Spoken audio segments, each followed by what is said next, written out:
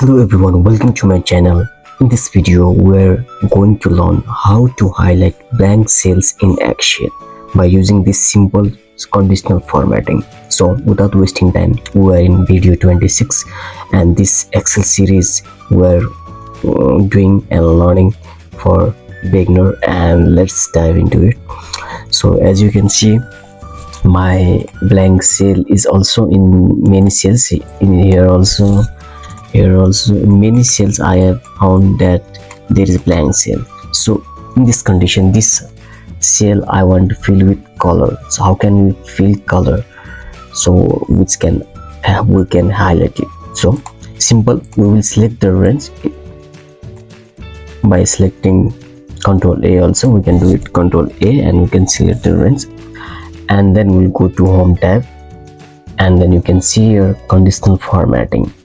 Just click here and we'll go to new rule. We'll click here and then you will see select the rule tab. We will select format only cells that contain. So in this condition we will choose blank. So for that we'll go here and we will see here format only cells with here is blanks. So you can see here is blanks. So we'll select this, and then after we'll format it by filling the color.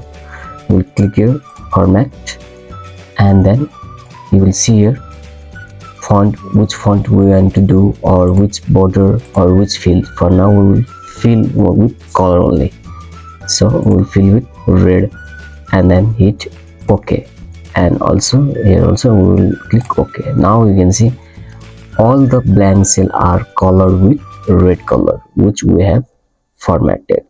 So this is a quick tip that will help in many cases how to format and highlight the blank cells in Excel. So I hope you found this video helpful.